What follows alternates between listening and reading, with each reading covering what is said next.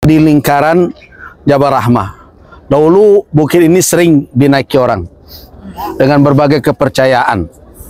Di antaranya adalah ada yang pergi ke Tugu itu berdoa di sana suami istri. Nah, kalau yang PA Abadi, saya udah berapa orang bawa ke sana nulis nama 2 cerai habis itu.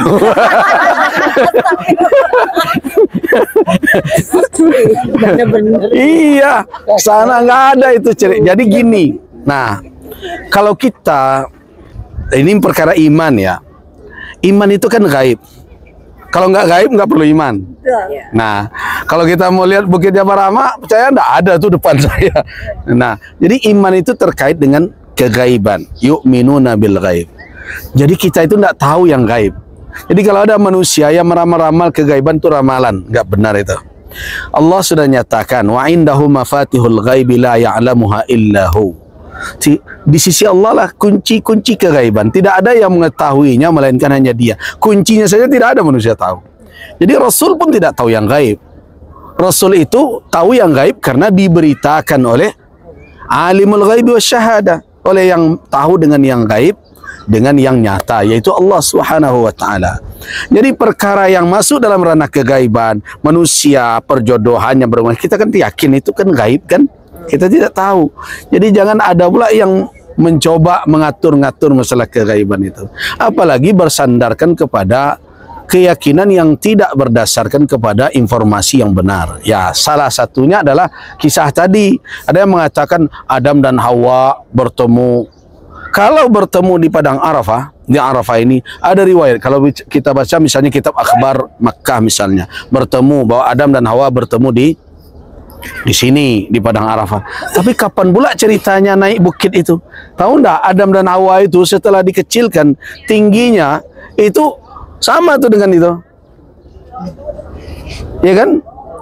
Jadi tinggi Adam dan Hawa itu tidak setinggi kita sekarang. Jadi untuk apa dia naik-naik ke bukit itu? Nampak aja dari jauh Hawa di mana, Adam di mana gitu ya.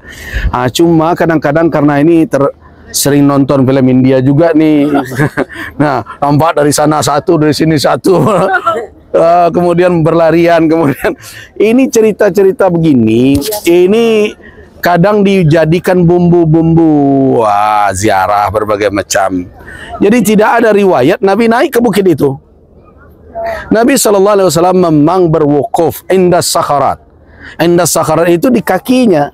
Ini namanya sakharat. Sakharat itu adalah batu-batu besar yang tersusun bertumpuk seperti ini. Dahulu tidak dikenal namanya Jabal Rahmah. Kemudian baru akhir-akhir ini disebut Jabal Rahmah karena ada cerita-cerita begitu. Kemudian dahulu namanya Jabal Musyah. Kenapa dikatakan bukit pejalan kaki? Ini jalan ke sana. Ya, jalan pejalan kaki itu adanya setiap orang kalau berjalan kaki, kemana arahnya? Ya ini, ke arah Jabal Rahmah. Ini dari jauh nampak ini bukit ini. Oh itu, makanya disebut Jabal Musa dulu bukit pejalan kaki. Karena pejalan kaki menjadikan apa?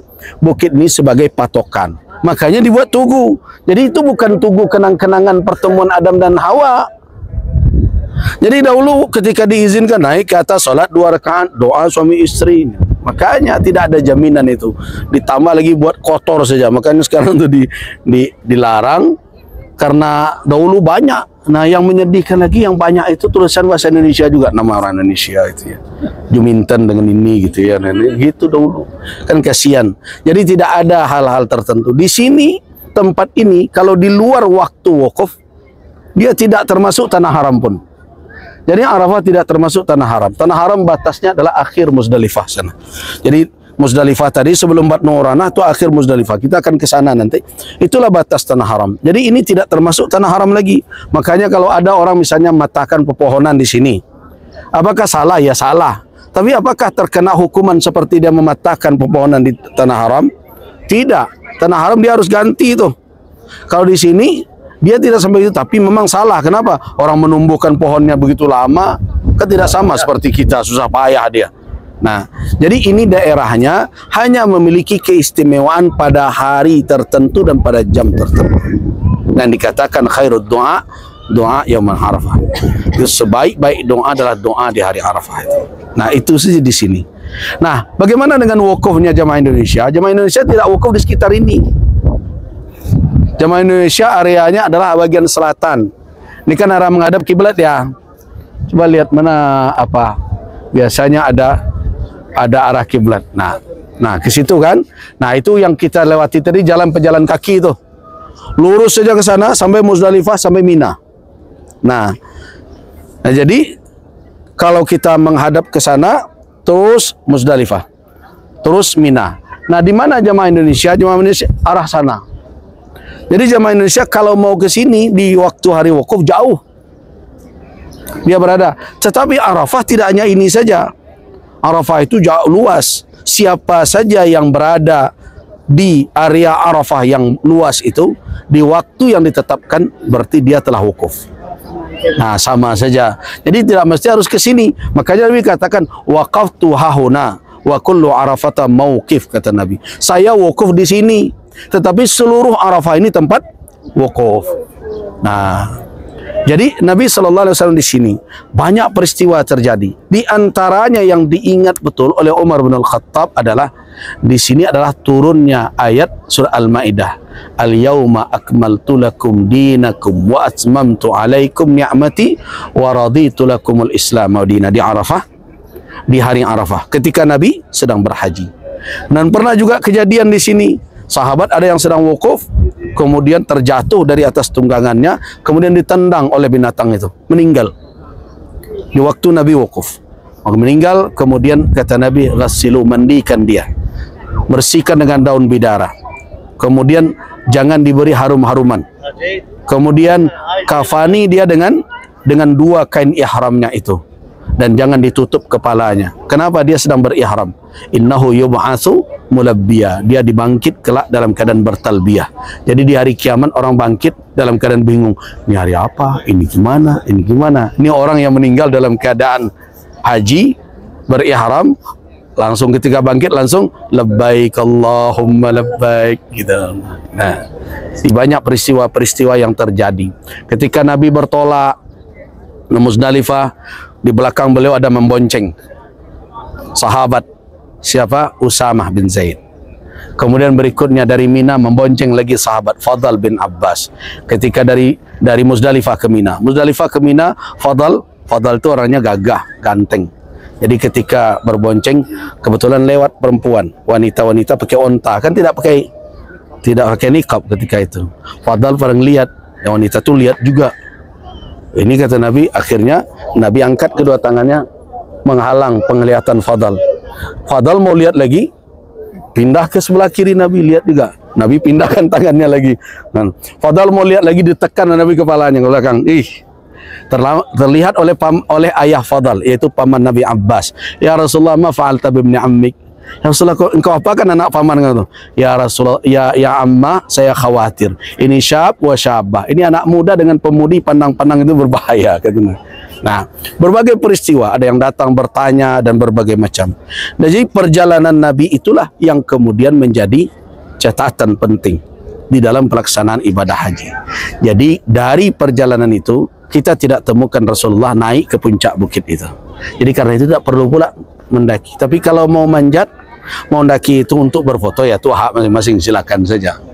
Itu boleh saja. Tetapi kalau ada keyakinan-keyakinan yang melandaskan berbagai, dijadikan landasan berbagai macam, tidak ada riwayat tentang itu.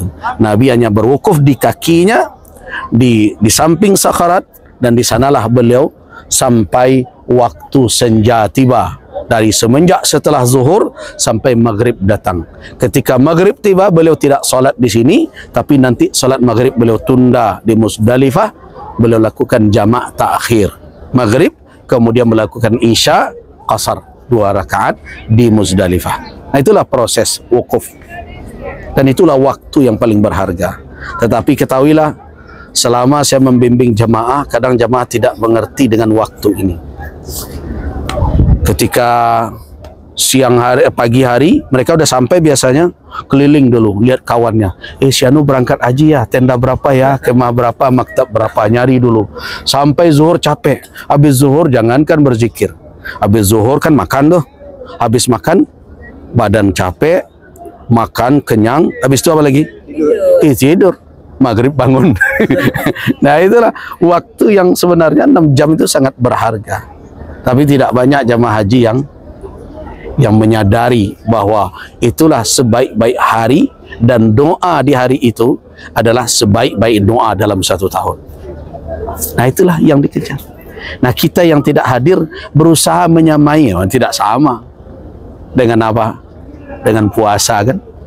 Mereka di sini tidak puasa, mereka bermunajat. Kita yang di sana, kita berpuasa, mencoba untuk menjangkau walaupun tidak setinggi nilai yang didapat oleh orang di sini. Makanya Nabi mengatakan saum yaum Arafah, puasa hari Arafah itu saya berharap yukaffirus sanatain, bisa menghapuskan 2 tahun dosa. Tetapi doa yang terbaik, hari yang terbaik dalam setahun mana? Nih, di Arafah ini. Sudah? Baik, selesai. Kita cukupkan. Kita kembali, ini waktu maghrib kita udah hampir setengah jam. Nanti keliling saja lewat Mina, lewat Muzdalifah, dan lewat Jabal Nur.